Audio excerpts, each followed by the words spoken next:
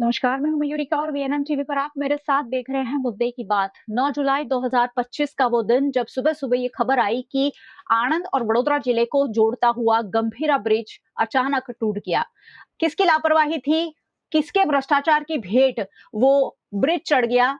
उस पर अभी भी तफ्तीश चल रही है, लेकिन 21 लोगों को हमने गंवा दिया। वो 21 लोग जो अपने परिवार के लिए, कोई कमाने निकला था, कोई कहीं जा रहा था, कोई पढ़ाई के लिए शायद जा रहा था। ऐसे 21 नौजवानों को हमने गंवा दिया, जिसमें बच्चे भी थे, महिलाएं भी थी और बेहद दर्दनाक हादसा वो रहा। उसके बाद अब बहुत सारी बातें हुई। करीब-करीब 1 महीना बीत गया है, अभी भी उनके लिए कोई खास वैकल्पिक व्यवस्था की कोशिश सरकार द्वारा नहीं की गई है। बहुत लंबी दूरी तय कर उन्हें अपने रोजगार के लिए, पढ़ाई के लिए जाना पड़ रहा है। ऐसे में किन तरह की दिक्कतों से उस तरफ आणंद की तरफ रहने वाले लोग और वडोदरा की ओर रहने वाले लोग गुजर रहे हैं, उस पर लगातार बात हो रही है। आज फिर एक बार ये समस्याओं को समझने की कोशिश करेंगे कि आखिरकार जो ब्रिज टूटा है उसकी वजह से कितने लोग आहत हो रहे हैं, रोज-रोज परेशान हो रहे हैं और किस तरीके का बदलाव उनकी जिंदगी में आया है, कितने लोगों का रोजगार छीन गया है, कितनी लोगों की पढ़ाई बंद हो चुकी है। मेरे साथ इस पर बात करने के लिए करणी सेना के प्रदेश प्रवक्ता और वहीं के सोशल वर्कर संजय सिंह राज जुड़ चुके हैं। संजय भाई, चर्चा में बहुत-बहुत स्वागत है। और गंभीरा ब्रिज टूटकर करीब-करीब 1 डेढ़ महीना बीत गया है, कोई भी वैकल्पिक व्यवस्था नहीं की गई है। किस तरीके की परेशानियां वहां के लोगों को आ रही है? તમે ત્યાં જ રહો છો અને ત્યાં જ એ બધા લોકો સાથે રોજ ડે ટુ ડે તમારી વાતચીત થતી હશે, ત્યાંના લોકોને શું પરેશાની આવી રહી છે? સૌપ્રથમ તો મેડમ વીએનએમ ટીવી દ્વારા આપ જે વાત કરી રહ્યા છો, આપના ન્યૂઝ ચેનલ થકી આ ગુજરાતની સરકારને જે જાણવા મળે અને લોકોની જે વાત છે એ ઉજાગર કરવાનો હું આજે આપની સમક્ષ પ્રયત્ન કરીશ. મયુરિકાજી, આપનો સૌથી પહેલા ખૂબ ખૂબ ધન્યવાદ, ખૂબ ખૂબ આભાર. Thank you sir. મેડમજી, અને ઉપર 4-5 દિવસ થઈ ગયા છે. બ્રિજ તો તૂટ્યો, પણ અગાઉ કીધું એમ કેટલાય પરિવારનો માળો તૂટ્યો. લોકો જે આપદાઓ વેઠી રહ્યા છે, તકલીફો વેઠી રહ્યા છે, અને બધાની એક જ માંગ છે કે આ ગંભીરા બ્રિજ એ ફક્ત બ્રિજ નતો, લોકોની જીવાદોરી હતી. આ ગંભીરા બ્રિજથી ઓછામાં ઓછા યુવાનોમાં જોવા જઈએ તો 40 થી 50 હજાર યુવાનો રોજગારી અર્થે આણંદ જિલ્લામાંથી વડોદરા જિલ્લાના પાદરા તાલુકાની ત્યાં ઓછામાં ઓછી 450 કંપનીઓ આવેલી છે. એમાં રોજગારી અર્થે ત્યાં જતા હતા. આ યુવાનો એવા યુવાનો છે કે જેમને બિચારાઓને ભણતર ઓછું છે, જમીન ઓછી છે, બીજી કોઈ જ આવકનો સ્ત્રોત ત્યાં નથી. આ જે નોકરી કરવા જાય ને એમાંથી જે પગાર મળે એમાંથી આ લોકોને પોતાનો ઘર ખર્ચ ચલાવવાનો હોય, સામાજિક ખર્ચાઓ કરવા માટે આ લોકોએ બેંકોમાંથી લોનો લીધી હોય અને આ લોનોના હપ્તા હોય, આ હપ્તા નથી ભરી શકાતા. પશુપાલનના વ્યવસાયમાં એટલું વળતર મળતું નથી, ખેતીવાડીમાં એટલું વળતર મળતું નથી. અને આજના જમાના પ્રમાણે આ યુવાનોને બાઇકની વ્યવસ્થા હોય, એના હપ્તા હોય, જમાના પ્રમાણે વાપરવા જેવું છે એટલે મોબાઈલ પર હોય તો એના પણ હપ્તા હોય. આ યુવાનો એટલા બધા કંટાળી ગયા છે કે એવો પોતે ક્યાંક અજુગતું પગલું ભરી લે. અને હમણાંનો જે કિસ્સો છે જે આપના માધ્યમથી કહેવું છે કે એક બાપ પોતાના 3 બાળકોને લઈ અને ઉમેટા મહીસાગર બ્રિજ ઉપર આત્મહત્યા કરવા માટે આવ્યો હતો. એ શા માટે આવ્યા હતા? કે એની પાસે રોજી રોટી નથી, એની પાસે આવકનો કોઈ સ્ત્રોત નતો, એટલા માટે. હું એનો સ્થાનિક છું. યુવાનો બિચારા હપ્તાવાળા ઘેર ઘેર આવી બેસી જાય, બેંકવાળા ઘરે આવી ગમે તેમ બોલે, ગાળો બોલે. ઘર પરિવાર હોય, પોતાની પત્ની હોય, માં હોય, પોતાના બાપુજી હોય, એમની સામે આવા શબ્દો બોલે અને જેના કારણે આ યુવાનો આત્મહત્યા કરવા તરફ પ્રેરાય. મેડમ, કેટલા એવા યુવાનો છે કે યુવાનો આ હપ્તા ના ભરી શકે એટલે પછી વ્યસનના રવાડે ચડે. એટલે અગાઉ જે મેં વાત આપને કીધી એમ કે આ યુવાનોને ખૂબ તકલીફો છે. એક ઘરમાં એક જ વ્યક્તિ કમાનાર હોય અને આ 450 કંપનીઓમાં એ લોકો એ બાજુ નોકરી કરવા માટે જાય છે. જે એકદમ નજીક પડે એની જગ્યાએ અત્યારે ઉમેટા જે બ્રિજ છે એ ઉમેટા બ્રિજ ઉપર ભારે વાહનો બંધ કરી દીધા છે. આ યુવાનો પોતાના સ્વખર્ચે બોલેરો પિકઅપ જેવો ટેમ્પો હોય જેમાં 30 35 લોકો જાય. ચોમાસાનો સમય છે એટલે ઉપર પેલું ડાલું બાંધે, જી પેલી કાગળ નાખે જેનાથી વરસાદમાં પલળી ના જવાય.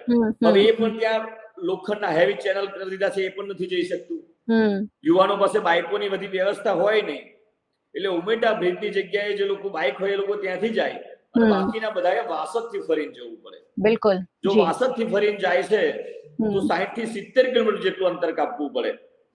8 કલાકની નોકરી હોય અને આ કંપનીઓ વાળા 9 કલાક નોકરી કરાવે. પગાર ફક્ત 8 જ કલાકનો આપે, 9 કલાકનો ના આપે. અવર જવર માટે આ લોકોને 2 કલાક જવાના, 2 કલાક આવવાના, 15 16 કલાક જેટલું આ લોકો અંતર કાપે અને પગાર ધોરણ હોય 485 રૂપિયા.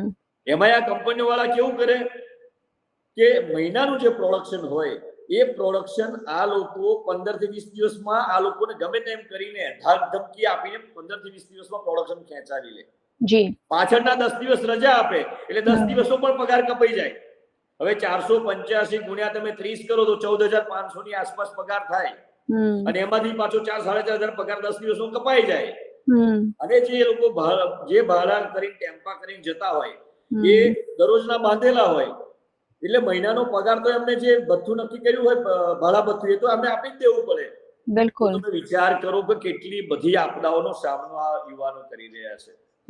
અગાઉ કીધું એમ મારી જ બાજુનું એક ગામ છે, એ ગામમાં એ લોકોના હપ્તા હોય, બેંકોના હપ્તા હોય એટલે આ બેંકો વાળા એમના ઘરે આવે હપ્તો લેવા માટે. ખરાબ ગાળો બોલે. પરિવારમાં એમના મા હોય, બહેન હોય, પત્ની હોય, બાપ હોય અને બધાની સામે આવું અપમાન ભર્યું ગેરવર્તન આ લોકો કરે તો જેના કારણે આ યુવાનો વ્યસનના રવાડે ચડે. તો વ્યસન શા માટે કરે? પૈસા હોય નહીં એટલે બેન બાપને કેવું છે કે તાળીની ગોટી પીવે.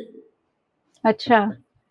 30 રૂપિયાની મળે, 20 રૂપિયાની મળે, એક ગોટીમાંથી 3 ગ્લાસ જેટલો એ તાળી બને અને વ્યસન ના કરે એ પીવે એટલે એમને શાંતિથી ઊંઘ આવી જાય, અપમાન સહન ના થાય. અને એના કારણે મારા જ બાજુના ગામમાં 7 યુવાનો આ તાળી પીને મરી ગયા.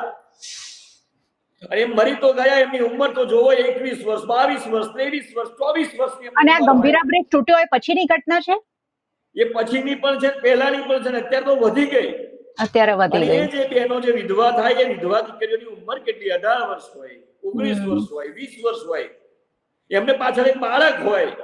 વિચાર કરો કે આ ભ્રષ્ટ અધિકારીઓના કારણે જે આ બ્રિજ તૂટ્યો ને કેટલા લોકોને ભોગવવાનો સમય આવ્યો છે. ખેડૂતો કઈ રીતે જાય?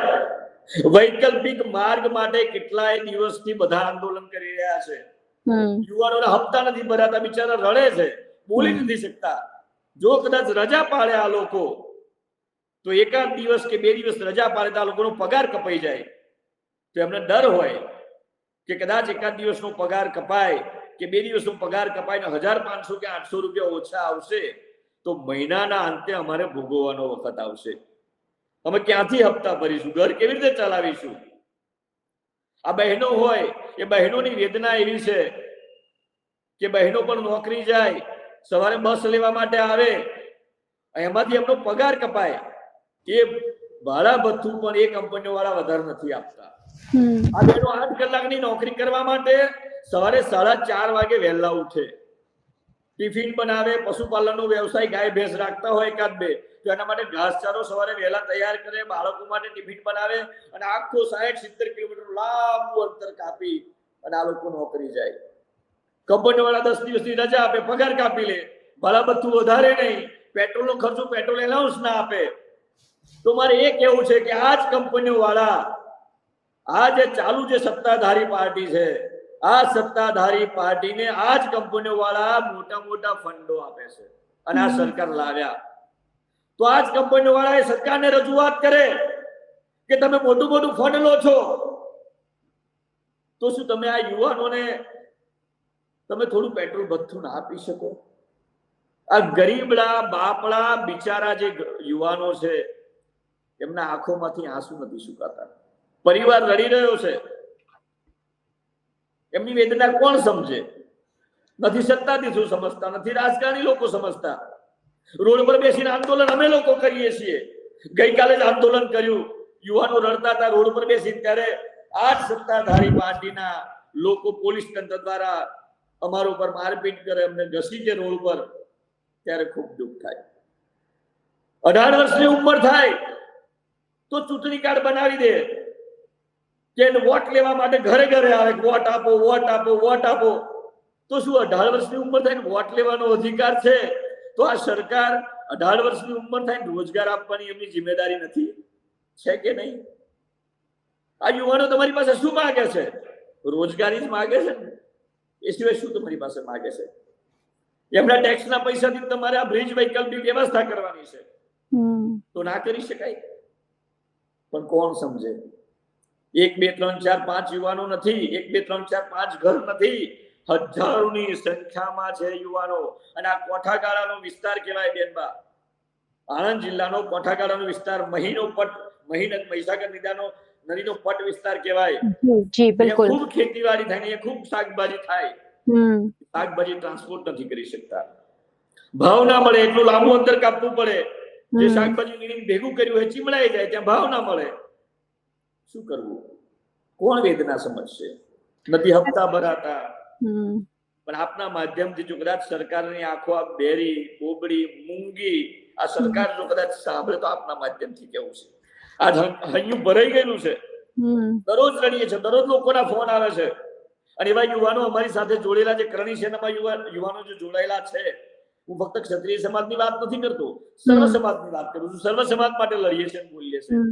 આ લોકો અમને ફોન કરે કે સંજયસિંહ બાપુ, અમને 2000 રૂપિયા મને ગૂગલ પે કરી આપો, 1500 રૂપિયા આપો, 1000 રૂપિયા આપો. ના, શા માટે પૈસા માંગે છે? હજુ તો મહિનો જ થયો છે.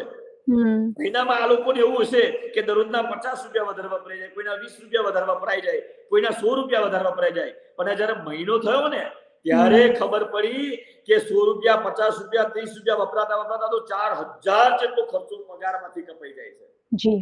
માંડ 10,000 પગાર હાથમાં આવતો હોય. કેવી રીતે જીવન જશે? એક જ મહિનો થયો છે. મયુરિકાજી, અહીંયા આપને કહું છું કે આપ એક વખત, આપની ચેનલ ખૂબ મોટી છે, એક વખત અહીં આવી અને ઘેર ઘેર ફરીને હું આપની સાથે આવીશ, મુલાકાત કરો, જોવો. સંજયભાઈ, હું ચોક્કસ આવીશ. અને તમે વાત પણ કરી રહ્યા છો તો મારા રૂवाटा उभा થઈ ગયા છે. मुझे पता है कि मेरे जो व्यूअर्स हैं उन्हें भी जरूर ये बातें दिल में लग रही होगी, क्योंकि ब्रिज टूट गया. हमारे लिए ये घटना थी कि ब्रिज टूट गया. हमने 8-10 दिन उसका कवरेज किया, सरकार को कोसा, पूरे गुजरात में कितने ब्रिज कमजोर है ये हमने जानने की कोशिश की.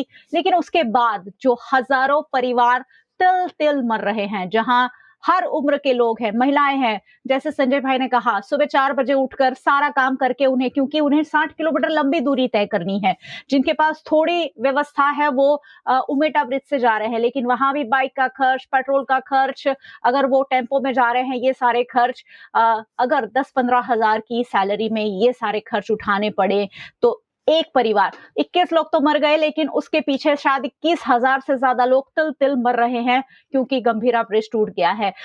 संजय भाई, एक बात यहाँ छूटी, स्टूडेंट्स, कितने स्टूडेंट्स यहाँ से आते जाते होंगे અને કેટલા લોકોના ભણવા પર અસર પડ્યો છે આ બ્રિજ તૂટવાથી?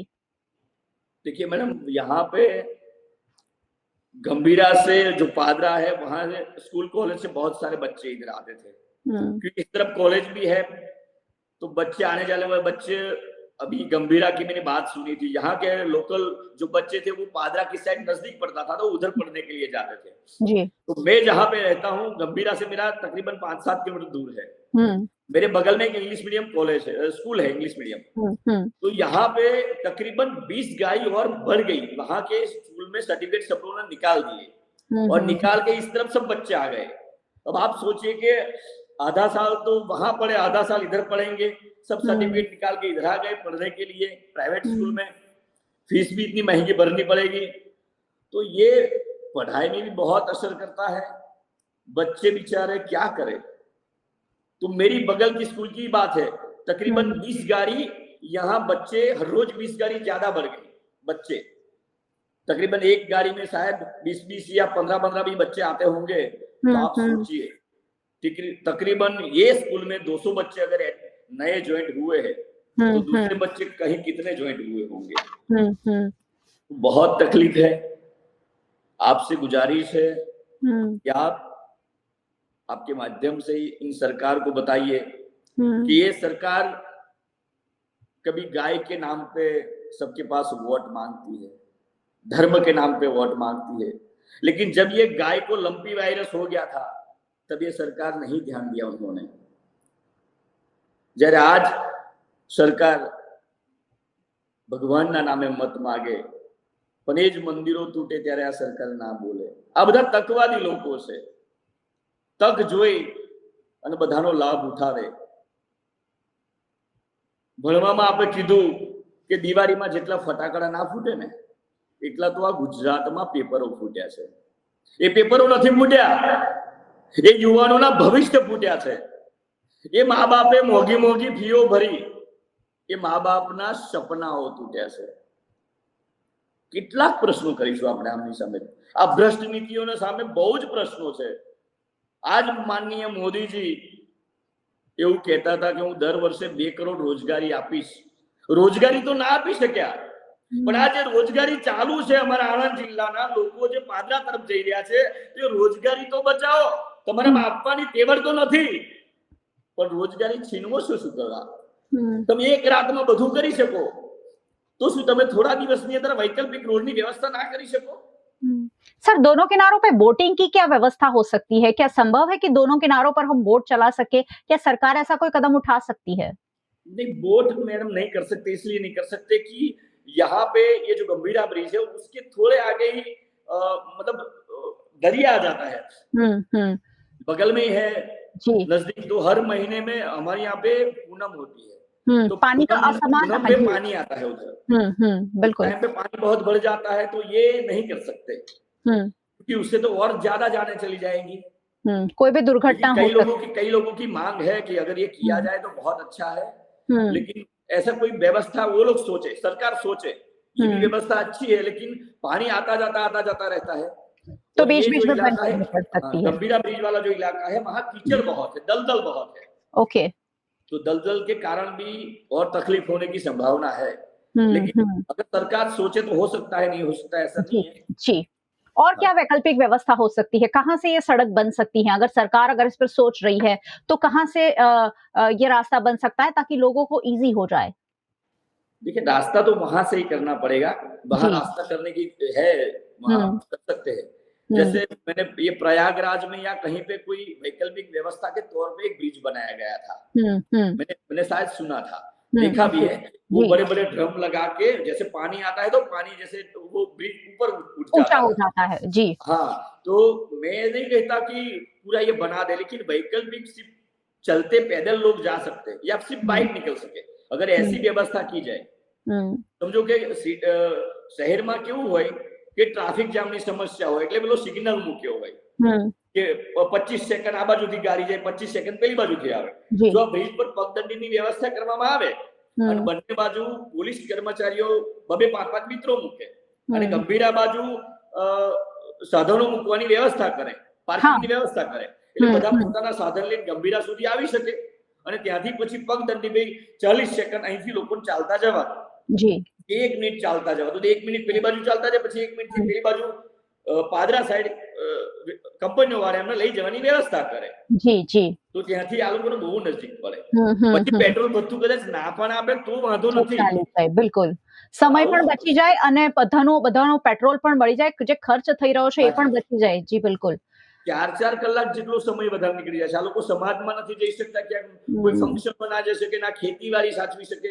આ લોકો ફક્ત 8 કલાક એકલી નોકરી ના કરતા હોય, 8 કલાક નોકરી કર્યા પછી ઘરે આવીને પાછું એનાથી પણ ડબલ મજૂરી કરતા હોય, બરાબર, અને ખેતીવાડી કરતા હોય। એટલે આ લોકોને માનસિક જે પશુઓ છે કે વાંદરા હોય, ભૂંડ હોય, હરણ હોય, આ લોકોએ તૈયાર કરેલો પાક ખાઈ જાય તો એને સાચવવા માટે સાચવવું પણ પડે। આ કોઠાગાળાનો વિસ્તાર છે અને નદી કિનારો છે, એટલે જે જંગલી પશુ પક્ષીઓ હોય તો ત્યાં રહેવાના, હેરાનગતિ કરવાના, બાપડા બિચારા થઈ ગયા છે। હવે શું કરવું એ સમજાતું નથી। દરરોજના દરરોજ આંદોલન કરીએ છીએ, આજે પણ આંદોલન હતું, આજે પણ હજારોની સંખ્યામાં આજે જ હમણાં જ આંદોલન પૂરું થયું। એટલે જી संजय जी, आशा करते हैं सीएमओ, पीएमओ तक ये बात हम अपने प्लेटफॉर्म से पहुंचाने की कोशिश करें। मैं ज़रूर आपका संपर्क कर उन गाँव में भी जाना चाहूँगी। सरकार को सीधी-सीधी स्थिति दिखानी होगी कि पल पर तिल-तिल आदमी मर रहे हैं और सरकार की लापरवाही ही कहेगी अगर इतना बड़ा ब्रिज जिस पे हज़ारों वाहन रोज़ आते जाते हों और वो ब्रिज अचानक टूट जाए और उसके बाद की जो स्थिति सामने आ रही है वो और भी दर्दनाक है। चलिए कोशिश करते हैं और शायद कोशिश हमारी कामयाब हो, ऐसी आशा करते हैं कि ये सरकार कोई ना कोई वैकल्पिक व्यवस्था करे क्योंकि ब्रिज बनने में तो अभी बहुत ज़्यादा वक़्त लगने ही वाला है। 2 साल तो सरकार कह रही है, हो सकता है 3 साल, 5 साल, कितने भी साल लग सकते हैं क्योंकि सरकार और सरकार के कॉन्ट्रैक्टरों की बात वो ही जान सकते हैं। आशा करते हैं कोई ना कोई वैकल्पिक व्यवस्था इनके लिए उपलब्ध सरकार द्वारा कराई जा सके। बहुत-बहुत शुक्रिया संजय जी हमारे साथ जुड़ने के लिए और वहाँ की जो दुखदायक स्थिति है हम तक पहुँचाने के लिए। बहुत-बहुत शुक्रिया। Thank you. धन्यवाद आपका, बहुत-बहुत धन्यवाद। बहुत दर्दनाक ये पूरा मंजर गंभीरा ब्रिज जब टूटा था 2-3 दिन रेस्क्यू ऑपरेशन चला था वहां लोग जो हैं अपने परिवार जनों को ढूंढने के लिए बेबस नजर आ रहे थे और उसके बाद की स्थिति तो अब और भी दर्दनाक है। वहां जो मरने वाले लोग थे वो मर गए लेकिन अब जो पीछे हैं जो वहां से रोज आवाजाही कर रहे थे वो रोज रोज मर रहे हैं। हर महीने का परिवार का गुजरान कैसे चलाना वो भी एक यक्ष प्रश्न बन गया है क्योंकि गरीब वर्ग के लोग हैं जो रोज कमाते हैं और बहुत कम सैलरी में अपना काम करते थे लेकिन अब उनकी रोजगारी ही मुश्किल में पड़ गई है, उनकी पढ़ाई मुश्किल में पड़ गई है, उनकी खेती मुश्किल में पड़ गई है। अगर सरकार नहीं जागी तो 21 लोगों को गवा दिया है और जैसे संजय जी बता रहे थे कि कुछ लोग आत्महत्या करने की कोशिश कर रहे हैं। अगर इस तरीके की घटनाएं घटती हैं तो ये गुजरात मॉडल को शायद शोभा नहीं देगी। गुजरात मॉडल को हम प्रोजेक्ट कर रहे हैं लेकिन अगर लोगों की भावनाओं को नहीं समझेंगे, उनके दिल तक नहीं पहुंचेंगे तो शायद गुजरात मॉडल साकार होता हुआ नहीं दिख रहा है। वीएनएम टीवी पर आप ये पूरी बातचीत देख रहे थे। वीएनएम टीवी जरूर देखते रहिए और चैनल को हमारे सब्सक्राइब कर लीजिएगा। अगर अब तक नहीं किया है तो साथ ही बेल आइकन प्रेस कर दीजिएगा ताकि वीएनएम का हर अपडेट सबसे पहले आपको मिल सके। फेसबुक पर देख रहे हैं ये दर्द भरी कहानियां शेयर कीजिए, सरकार तक पहुंचाना आप सबका भी कर्तव्य है। वीएनएम टीवी को आप ओटीटी प्लेटफॉर्म्स पर देख रहे हैं, डेली हंट, वोडाफोन टीवी, जियो टीवी और जियो टीवी फाइबर। जियो टीवी फाइबर पर चैनल नंबर बदल गया है, नोट कर लीजिएगा। 498 की जगह अब 647 नंबर पर जियो फाइबर पर 2400 घंटे वीएनएम टीवी को लाइव आप देख सकते हैं। देखते रहिए वीएनएम, जुड़े रहिए वीएनएम के साथ। नमस्कार।